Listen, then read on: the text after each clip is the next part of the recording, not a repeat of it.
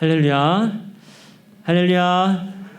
기쁜 주일입니다. 주님 부활하신 날을 우리는 기념하며 오늘도 주일 예배로 주님께 올려드립니다. 예배 받으실 분은 주님이십니다. 오늘도 주님 영광 받으신 예배 되시기를 축복합니다. 주님 영광 받으시고 주님 기뻐 받으신 예배가 되기 위해선 우리가 마음을 드리고 우리 정성도 드리고 우리 상하고 통회하는 마음으로 이 시간 예배하며 나아가야 될 줄로 믿습니다. 예배 처음부터 끝까지 우리 마음에 있는 죄악들을 예배 시간마다 주님 깨닫게 하실 때마다 회개하시며 찬양할 때도 기도할 때도 예물 드릴 때에도 또 특별히 하나님의 말씀이 선포될 때에도 우리 안에 있는 죄악들을 깨닫게 하시고 그거를 상하고 통회하는 마음으로 회개하는 마음으로 주님께 기도하는 마음으로 우리가 예배에 임할 때에 주님 우리 예배를 반드시 받아주실 줄로 믿습니다. 그것 때문에 우리는 기쁘고 또 일주일을 승리하게 될 줄로 믿습니다.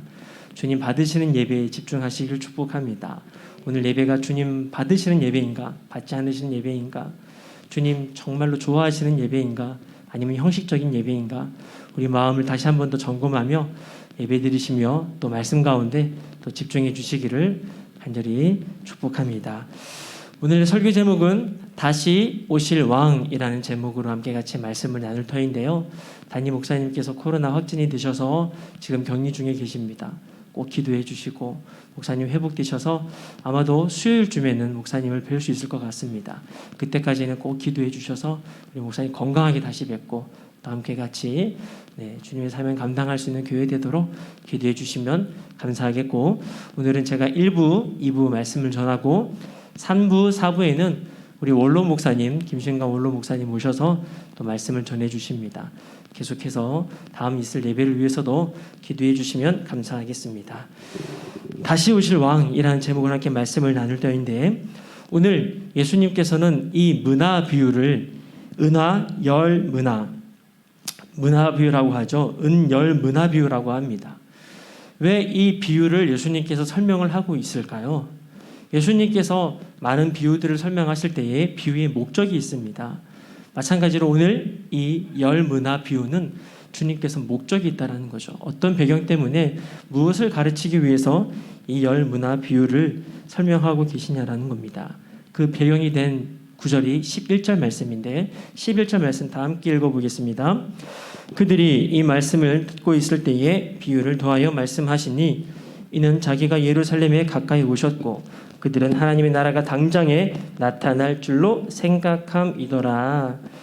그들은요 여기서 하나님의 나라는 그들의 생각에서는 재림을 생각한 게 아니에요. 우리가 생각하고 있는 그 다시 오실 재림에 대한 부분이 아니라 지금 이 사람들은 예수님께서 이제 곧 예루살렘으로 입성하는 순간 이제 이 이스라엘 나라가 로마의 압제로부터 해방될 것이라는 기대감을 갖고 있었어요.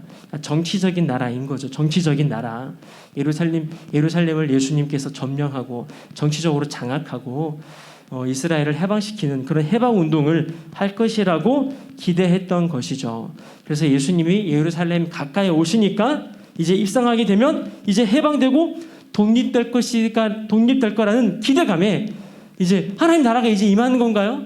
우리나라가 해방되는 건가요? 라고 묻고 있는 거예요.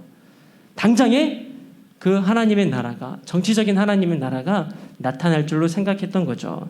그런데 예수님은 그들의 생각이 육신의 생각임을 잘 아셨어요. 그들의 생각을 고쳐주고 싶으셨죠. 그래서 예수님께서 그들의 생각을 고쳐주기 위해서 오늘 이 비유를 설명하시는 겁니다. 이 비유를 통해서 너희들이 생각하는 그 하나님의 나라는 정치적인 하나님의 나라가 아니라 성경에 예언하고 있고 성취되어야 될 그 마지막 때에 심판해 주러 오실 그 예수님이 오실 때에 이제 정말로 하나님의 나라가 완성되잖아요. 그 재림의 때에 일어날 그 하나님의 나라다라고 비유를 통해서 설명하고 계신다라는 겁니다. 그럼 따라서 이 비유는 어떻게 해석해야 됩니까? 반드시 종말론적인 시각으로 이 비유를 바라봐야 돼요. 이 비유를 그렇게 해석하지 않으면 다 잘못 해석하게 되는 겁니다. 단순히 달란트 비유처럼 재능을 활용해라, 은사를 활용해라 이런 식으로 사역을 열심히 해라 이런 식으로 해석하면 큰일 난다라는 거예요. 왜냐하면 하나님의 나라에 대한 관점으로 예수님께서 비유를 시작하셨기 때문입니다. 그래서 종말론적인 사건으로 바라보시면 오늘 이 비유가 너무나도 쉽게 이해가 되시고 또 우리가 마지막 때를 살아가는 우리들에게 너무나도 큰 도전이 되고 은혜가 된다라는 것이죠. 우리는 마지막 때를 살아가고 있는 사람들인 줄로 믿습니다. 믿으시죠? 다 인정하시죠? 그렇다면 이 비유는요, 오늘 우리에게 너무나도 귀한 말씀이라는 겁니다. 그래서 이 비유를 통하여서 우리가 은혜 받고 마지막 때에 저와 여러분들이 말씀으로 승리하고 끝까지 주님 오실 때까지 승리하다가 저 천국에서 만나 뵙기를 소망합니다. 자, 그렇다면 오늘 비유 가운데, 이 문화 비유 가운데 여러 가지 비유가 나오는데, 여러 가지 또한 인물들도 나오고 여러 가지 사건들이 나오는데, 이것이 무엇을 의미하는지를 우리가 살펴보면은 또 우리가 은혜가 되겠죠. 먼저 질문 드리겠습니다. 여기 비유에서요, 귀인이 나옵니다. 귀인, 아주 귀한 주인이죠. 귀인은 누구를 의미하는 걸까요? 귀인은 누구일까요? 자, 그리고 이 비유에서 또 종이 나와요. 종, 그죠? 몇 명의 종이 나오죠? 10명의 종이 나옵니다. 이 종들은 누구를 의미하는 걸까요? 그리고 종 말고 이 주인을 왕이 되는 걸 너무 싫어하는 그런 백성들이 있대요. 이 백성들을 누구를 의미하는 걸까요? 그리고 여기에 나와 있는 이 문화는 도대체 어떤 의미를 가지고 있는 걸까요? 달란트와는 뭐가 또 다른 의미일까요? 그리고 예수님께서는 벌써 예수님을 답을 말해드렸네요. 큰일 났네요. 예수님, 아니, 이 귀인이 종들에게 장사하라 그러거든요. 장사하라 그러는데 도대체 장사는 무엇을 의미하는 걸까요? 그래서 이것들을 우리가 함께 같이 살펴보면서 마지막 때를 살아간 우리들에게 오늘 힘과 큰 도전이 되시기를 축복합니다. 자, 먼저 12절 말씀 함께 다 같이 읽어볼까요? 함께 읽겠습니다. 이르시되 어떤 귀인이 왕위를 받아가지고 오려고 먼 나라로 갈 때에 어떤 귀인이 나옵니다. 자, 귀인이 뭐하러 간다고요? 왕위를 받아 가지러 오려고 먼 나라로 간 거예요. 그러니까 지금은 왕위가 없는 거죠. 이 귀인은. 그런데 이제 곧 그 왕권을 가지러 간다는 거예요. 왕권을 가지러 어디로 가야 돼요? 멀리 가야 돼요. 멀리. 그리고 그분은 그 왕권을 가지고 오신다라는 거죠. 누구를 의미합니까? 예수님을 의미합니다. 즉 예수님은 이제 왕권을 가지러 하늘나라 가셔야 되는데 하늘나라 가시기 위해서 뭐가 있어야 되죠? 십자가와 부활이 필요합니다. 지금 예수님은 십자가 아직 안 지셨어요. 예수님은 아직 십자가에 달리지도 않았어요. 그런데 이스라엘 사람들이 하나님 나라가 지금입니까? 라고 막 오해했단 말이에요. 아니다라는 거죠. 하나님의 나라는 내가 이제 십자가를 지고 내가 십자가에 못 박히고 이 모든 백성을 위해서 모든 죄를 사하고 그리고 3일 만에 부활할 것이고 그리고 하늘나라 승천하여서 이제 그 하나님의 왕권을 가지고 이제 다시 올 거라는 거예요. 그렇게 와야 그때가 바로 하나님의 나라가 완성된다라는 걸 설명하고 있는 겁니다. 그래서 아직 긴 시간이 걸리겠죠. 긴 시간이 걸려요. 왕권을 받아가지고 오시는 그 예수님은 어떤 분이에요? 이제 재림의 주로, 심판의 주로 오신다는 겁니다. 지금 예수님이 예루살렘에 입성하는 건 왕으로 입성하는 것이 아니라 고난의 종으로 입성하시는 거죠. 십자가를 지기 위해서 예루살렘에 입성하시지만 나중에 예수님께서 십자가에 죽으시고 부활하시고 승천하신 후에 그때 다시 오실 때에는 고난의 종이 아니라 심판의 주, 재림의 주로 오셔서 모든 사람의 악한 것들을 심판하시고 하나님의 나라를 완성시키실 그 주님으로 오신다라는 거예요. 그때 비로소 하나님의 나라가 완성된다라는 것입니다. 믿으십니까? 믿으십니까? 네, 맞아요. 그래서 주님은요, 마지막에는 우리 오실 때 심판의 주로 오십니다. 그래서 우리는 전부 다 심판대에 서게 될 거예요. 심판대에 서게 되어서 여러분들 마음속에 어두움이 있거나 악이 있으면 무조건 심판받게 되겠죠. 그러니 그때 심판대에 그 예수님 모셨을 때의 심판대에 올라가가지고 그때 심판받으면 그때는 기회가 없는 거예요. 그때는 꽝꽝꽝 하면 바로 지옥인 거예요. 지금 어떻게 해야 됩니까? 주님 오시기 전에 지금 빨리 회개하셔야 되는 거예요. 주님 오시기 전에 지금 여러분들 안에 있는 그 죄악들과 악한 것들을 빨리 십자가 앞에 해결하셔야 되는 거예요. 주님이 그래서 십자가 지신 거예요. 그 십자가로 이미 심판을 하신 거죠. 주님이 심판 당하신 거예요, 먼저. 그리고 우리 그 심판 앞에 우리의 죄를 갖다가 맡겨드리는 거예요.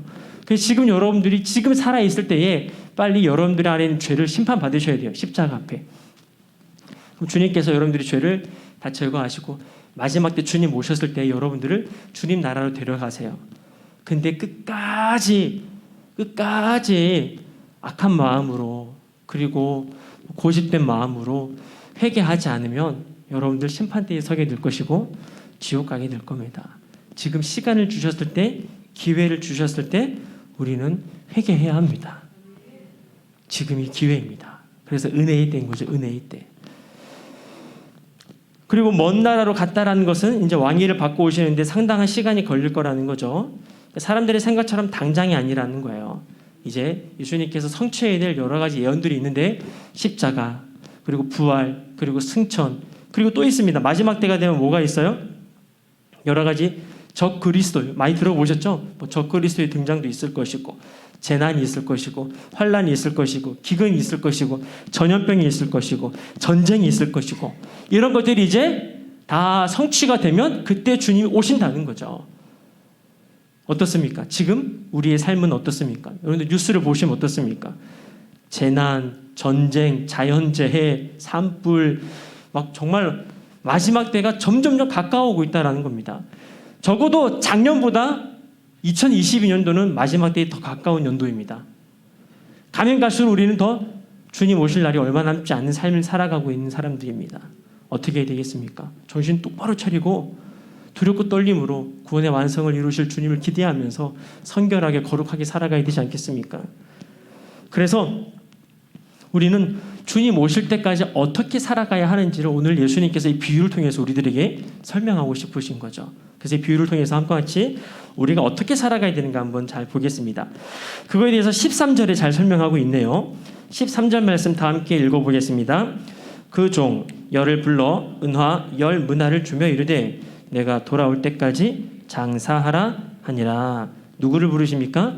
종을 부르십니다. 몇 명을 부르십니까? 10명을 부르십니다. 달란트에서 몇 명을 불렀죠? 달란트 비유에서 3명을 불렀는데 오늘 열문화 비유에서는 10명을 부르십니다. 그리고 그들에게 은화 10문화를 나눠줍니다. 은화 10문화. 달란트 비유에서는 어떻게 나눠줬죠? 5달란트, 2달란트, 1달란트 나눠줬어요. 지금 10문화에서는 어떻게 나눠져요? 전부 다 똑같이 나눠줍니다. 그리고 더 신기한 건 달란트 비유에는 없는 게 있는데 여기서 장사하라라고 해요. 장사를 하라 이렇게 얘기를 합니다. 10명에게 똑같은 것을 나눠주고요. 그리고 그들에게 장사하라고 합니다. 일단 성경적으로 이 문화는 무엇을 뜻하냐면요. 달란트에 비하면 상당히 적은 액수의 돈입니다. 달란트에 비교하면 60분의 1밖에 되지 않는 돈이에요. 한 문화는 노동자의 3달치 임금입니다. 지금으로 따지면 한 1,000만 원 정도 되겠죠. 많이 잡았을 때에. 그러면 1,000만 원. 10문화면 얼마입니까? 1억. 장사할 만하십니까? 여러분들 1억 주시면은 1억 받으시면 장사 어떻게 한번 해볼 만한 자신감 생기십니까? 네. 1억 정도의 금액을 가지고 사람들에게 나눠주면서 장사하라고 해요. 근데 한 달란트는요. 한 6억 정도 된다고 생각합니다. 6억 정도. 5달란트 받았으면 한 30억 받았겠네요. 그러니까 달란트와의 문화 비유는 상당히 다르다라는 걸 볼 수 있습니다. 어쨌든 이걸 가지고 장사를 하라고 해요. 그러면 주인이 올 때까지 종들은 뭐 해야 됩니까? 장사를 해야 돼요. 장사를 힘들다고 도중에 포기하면 돼요? 안 돼요? 안 돼요. 그리고 장사가 너무 잘 돼가지고 장사 더 하고 싶은데요? 더 하고 싶어도 안 돼요. 장사를 언제까지 해야 됩니까? 주님 오실 때까지 해야 되는 거예요. 그게 기준이에요. 주인이 오면 장사는 끝이에요. 더 하고 싶어도 못 하는 거고 포기하고 싶어도 그때까지 어떻게든 참고 끝까지 장사를 해야 되는 게 종의 역할이라는 겁니다. 왜냐하면 장사는 종이 하지만 장사의 주권은 주인에게 있는 것이죠. 그래서 종은 뭐만 하면 되는 거예요? 그죠? 힘들어도 어려워도 장사만 하면 되는 거예요. 장사가 잘 되든 장사에 실패하든 그건 주인에게 있어서 중요한 일이 아니었어요. 주인은 종들에게 뭘 명령하셨어요? 장사를 하라고 명령하셨어요. 장사를 가지고 뭐 돈을 겁나게 많이 남겨야 된다, 부자가 돼야 된다 이런 말씀 안 하셨어요. 그냥 뭐 하라고요? 장사를 하라는 거예요. 누구는 창조적으로 생각해서 장사할 수 있겠죠.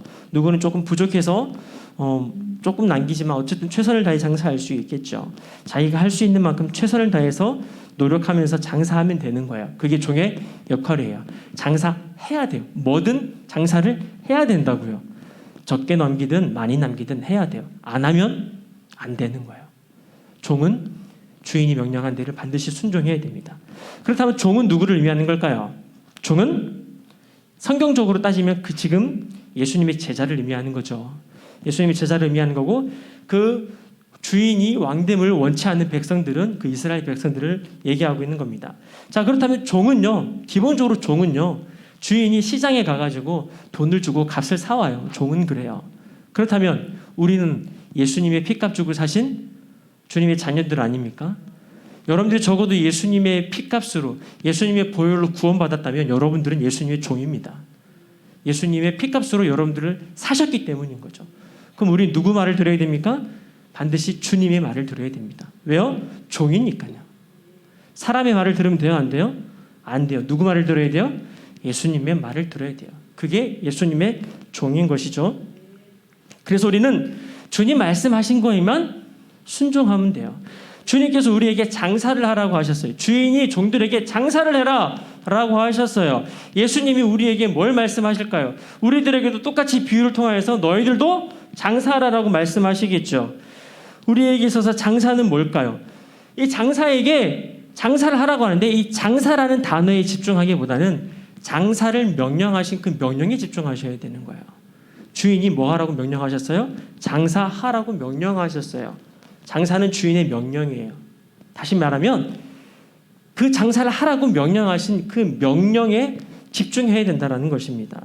그러면 예수님께서 우리들에게도 장사를 하라고 우리가 적용할 수 있겠는데요. 우리에게 있어서 주님께서 명령하신 그 명령은 무엇이죠?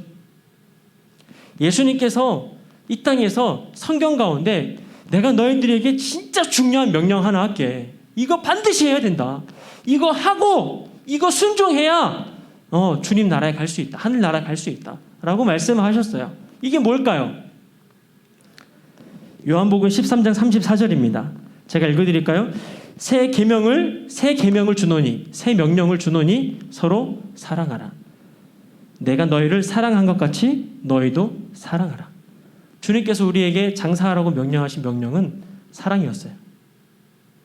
사역이 아니라 사랑이에요. 장사를 사역으로 해석하면 큰일 납니다.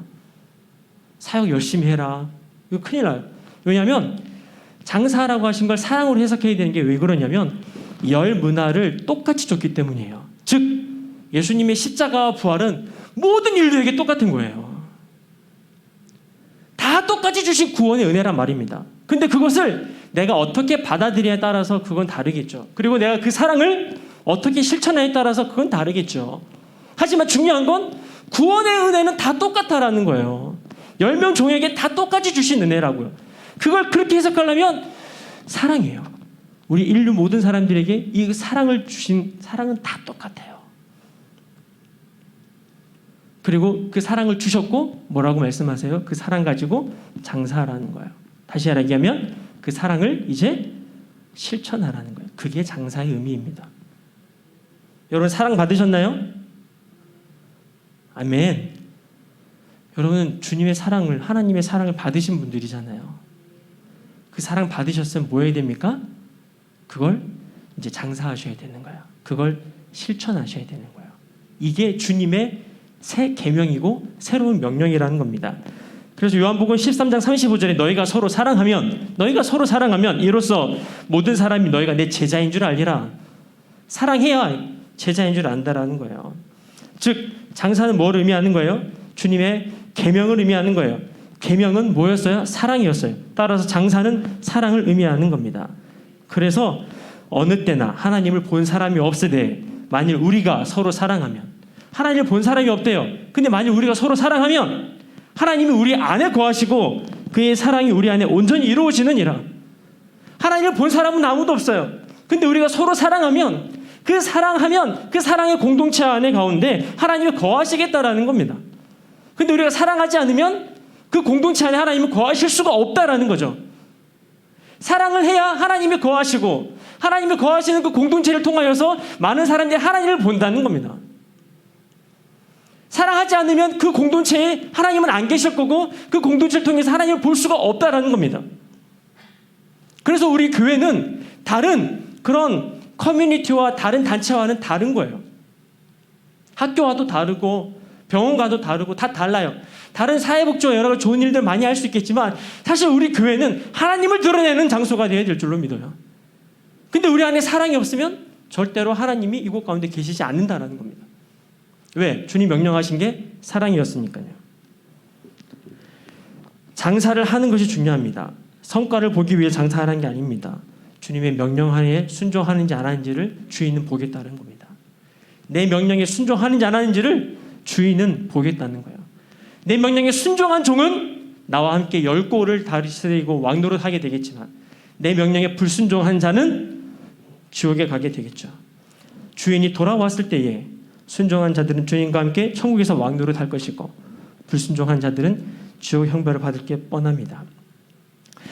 왕노릇 한다고 합니다. 우리는 주님께서 우리에게 약속을 주셨죠. 주님과 함께 왕노릇 할 수 있는 존재들입니다. 그것도 17절에 잘 나와 있네요. 한번 읽어볼까요? 17절 주인이 이르되 잘하였다 착한 종이여 내가 지극히 작은 것에 충성하였으니 10골 권세를 차지하라 하고 열심히 사랑했더니 주님이 뭐라고 말씀하십니까? 잘했다 착한 종아 라고 말씀하시는 거예요.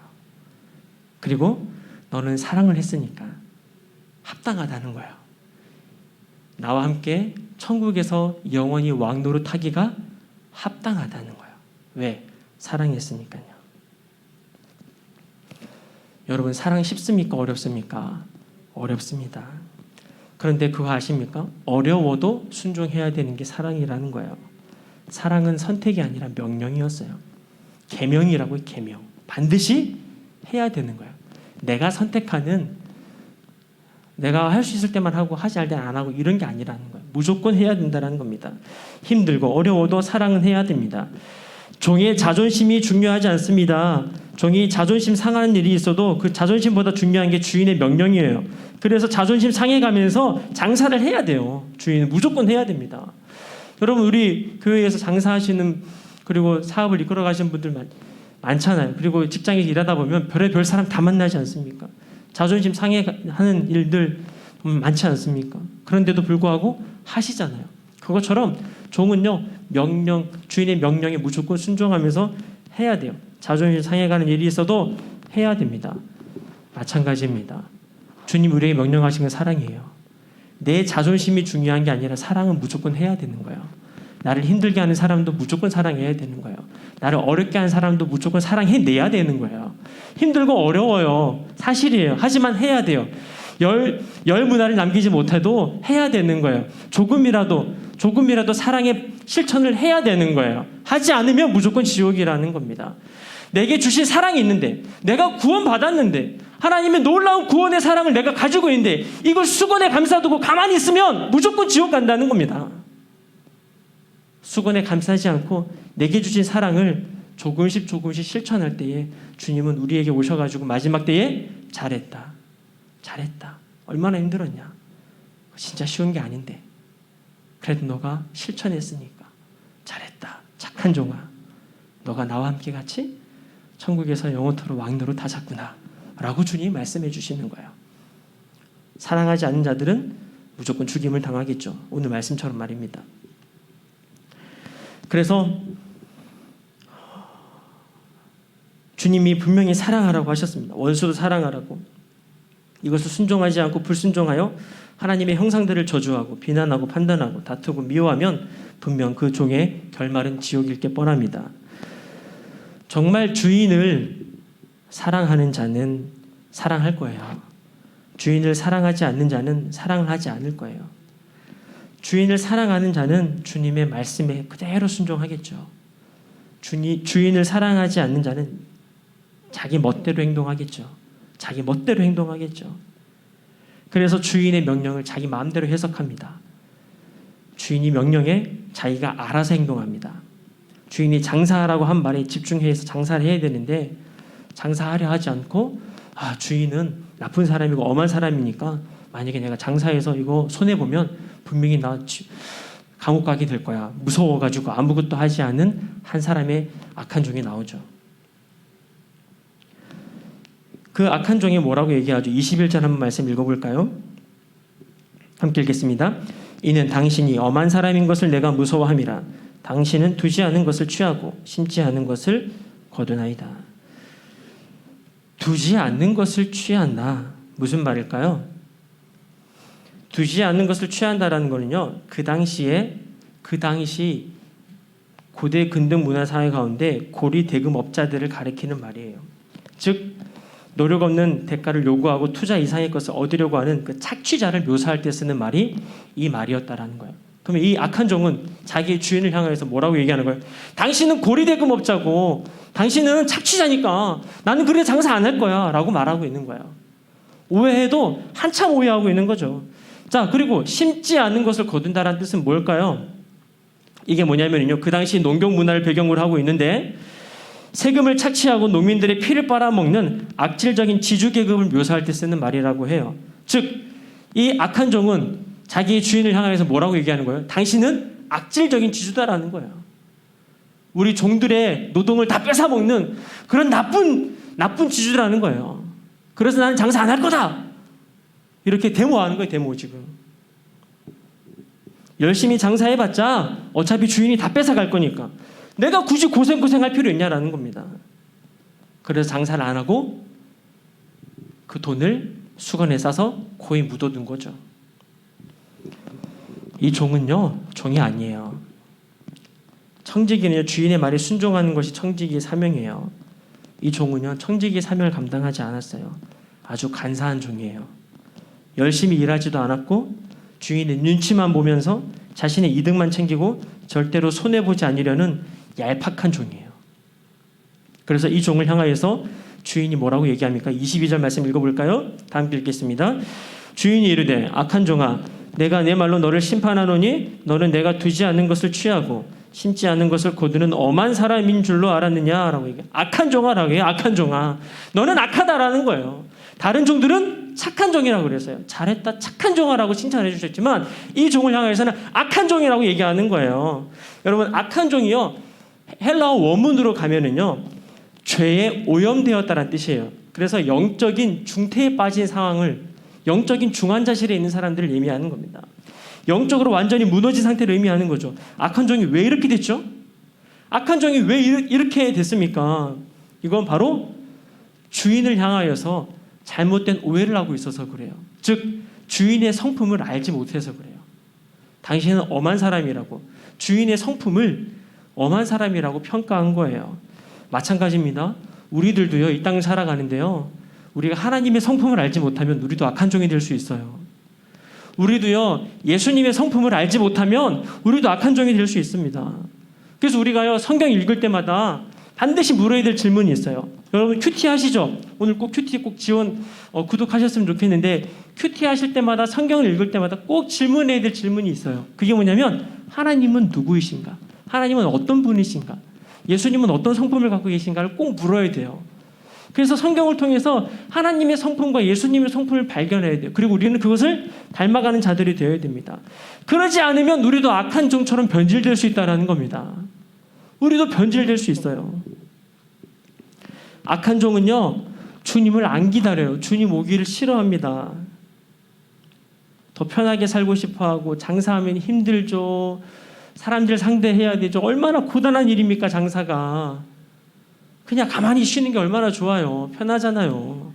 어차피 손해볼 바에는 그냥 가만 놔둬서 그냥 그대로 갖다 주는 게 오히려 이득일 수 있다라고 본인이 스스로 생각하고 판단하는 거예요. 주인이 장사하라고 명령한 거에는 집중하지 못하고 어떻게든 자기의 이익만 생각하고 자기의 관점으로 모든 것들을 해석해 버리는 거예요. 마찬가지로요, 주님을 사랑하지 않으면요, 주님 오시는 것을 싫어해요. 정말 주님을 사랑하는 자들은 주님 오시기만을 정말 손꼽아 기대해요.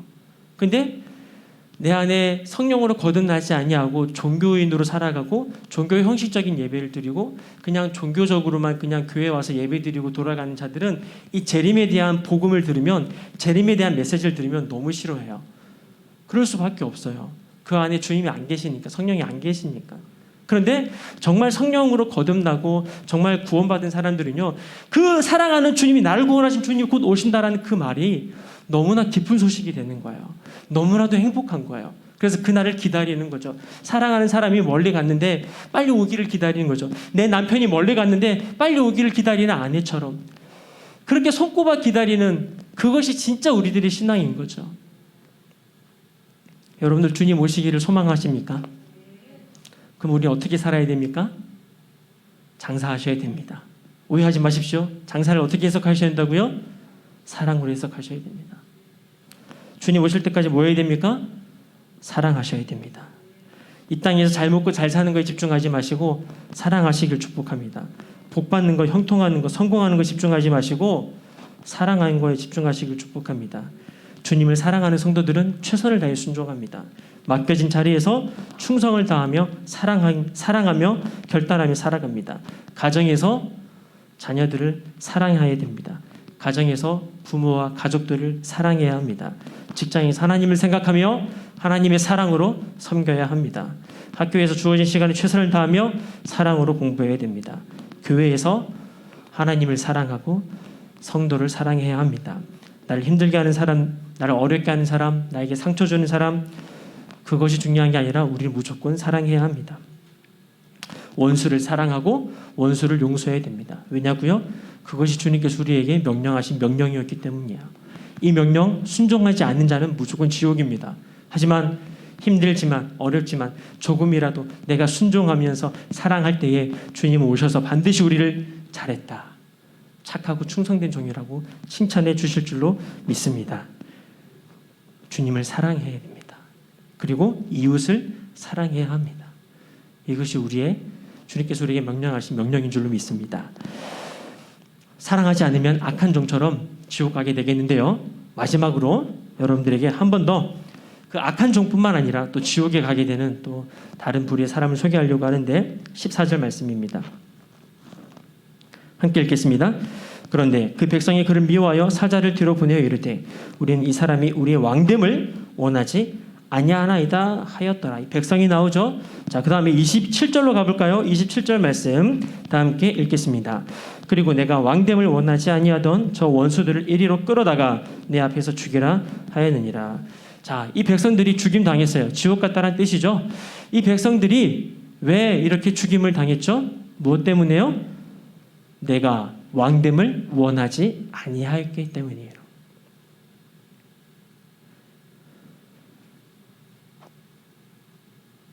예수님이 우리의 삶의 왕이 되셔야 되는데 우리의 삶에 예수님을 왕으로 모시지 않으면 우리도 지옥 갈 수 있다는 겁니다. 주님만이 내 삶의 왕이셔야 되는데 자꾸 내가 왕이 되면 우리는 지옥 갈 수밖에 없다는 거죠. 여러분들 누가 왕입니까? 여러분들 가정에 누가 왕입니까? 큰 소리 치는 사람이 왕이죠. 큰일 납니다. 가정에서도 주님만이 왕이셔야 됩니다. 회사에서도 직장에서도 누가 왕입니까? 사장님이 왕입니까? 아닙니다. 주님만이 왕이십니다. 교회에서 누가 왕입니까? 주님만이 왕이십니다. 주님이 왕이 되셔야 되는 거예요. 근데 우리는 자꾸 내가 왕이 되려고 하는 거죠. 여러분 회개는요 내가 잘못한 것을 갖다가 용서만 구하는 게 회개가 아닙니다. 진짜 회개는 주인을 바꾸는 거예요. 내가 왕이 되었기 때문에 다 죄가 나타나는 거 아닙니까? 그래서 진짜 회개한 자는요 더 이상 내가 왕으로 살아가지 않고 주님을 왕으로 섬기며 살아갑니다. 주님이 왕이 되시니까 왕의 열매가 나타나는 것이고 성령의 열매가 나타나는 거예요. 내가 왕 되면 우리는 죄된 자아잖아요. 무조건 죄의 열매밖에 나타나지 않는 겁니다. 그래서 진짜 회개는 그냥 울면서 내 죄만 용서해달라고 기도하고 끝나는 게 아닙니다. 진짜 회개는 주인을 바꾸는 거예요. 내가 왕이었던 삶에서 완전히 주님이 왕으로 그리고 주님만이 왕이십니다는 고백으로 나아갑니다. 주인 바꾸기가 되지 않으면 여러분들 또 죄를 짓고 반복적으로 죄를 짓습니다. 더 이상 내 생각대로 행동하지 않고 왕이 원하시는 대로 행동하는 게 그게 종의 역할인 거죠. 왕의 명령대로 움직이는 겁니다. 성경에 보면 자신의 소견대로 살아가는 게 죄래요. 내 생각대로 판단하고 결정하는 게 다 죄입니다. 여러분 아무리 여러분들의 생각에서 이거 너무 지혜로운 생각인데 이거 너무 괜찮은 생각인데 이건 너무 괜찮다라고 할지라도 그게 왕의 생각이 아니면 그것을 하지 말아야 합니다. 와, 이건 너무 기발한 아이디어인데? 이거 하면 대박 나겠는데? 하지만 그게 왕의 생각이 아니라면 당장 멈추셔야 됩니다. 반대로 손해보는 것 같아 보이고 내가 바보가 되는 것 같아 보이고 내가 많이 피해를 보는 것 같아 보일지라도 그게 왕의 생각이면, 그게 왕의 명령이면 해야 합니다. 그게 종의 본분이죠. 허나 많은 사람들이 교회 다니면서 또 거듭났다고 하면서 왕의 생각으로 살지 아니하고 자신의 생각으로 살아갈 때가 많습니다. 자기가 결정하고 자기가 판단하고 자기가 행동합니다. 그 육신의 생각은 다 사망입니다. 로마서에 분명히 기록하고 있죠. 육신의 생각은 사망이요 성령의 생각은 생명과 평안이다. 육신적인 생각으로 하는 모든 결정과 판단과 행동들은 다 사망의 열매를 맺을 수밖에 없습니다. 하지만 성령의 생각이라면 그것이 내가 손해보는 일일지 할지라도 그게 내가 피해를 본다 할지라도 그게 더디가는 일이라 할지라도 그게 성령의 생각이면 그것을 통하여서 반드시 생명이 나타날 것이고 평안의 열매를 맺게 될 줄로 믿습니다. 성령의 생각은 생명과 평안이기 때문입니다. 아무리 좋은 생각이라 할지라도 그게 육신의 생각이면 무조건 결과는 죄입니다. 사망입니다. 따라서 우리는 내 안에 계신 성령님의 생각을 의지하며 그분을 나의 왕으로 모시고 살아가는 게 주님 오실 때까지 우리가 살아가야 될 삶인 줄로 믿습니다. 장사하시길 축복합니다. 장사가 뭐라고요? 사랑입니다. 사역하지 마시고 사랑하시길 축복합니다. 사랑하면 다 됩니다. 사역하면 삐끄덕거립니다. 사랑으로 하시면 다 됩니다. 사랑은 허다한 죄를 덮기 때문인 거죠. 우리 마지막으로 함께 같이 저 따라해 주시겠습니다. 주님만이 왕이십니다. 우리 더 큰 목소리로 고백할까요? 주님만이 왕이십니다. 우리 이제는 정말 결단하는 마음으로 선포하며 함께 같이 고백합시다. 주님만이 왕이십니다. 기도하시겠습니다. 하나님 감사합니다. 주님만이 왕 되어 주셔서 감사합니다. 주님 십자가 부활을 통하여서 우리들에게 왕으로 오신 주님 감사합니다. 그 주님이 이제 곧 다시 오실 터인데 깨어있게 하여 주옵소서. 정신 차리게 하여 주옵소서. 주님 우리에게 명령하신 그 명령, 사랑, 그것을 명령하셨는데 우리는 사랑하지 않고 사역할 때가 너무나 많습니다.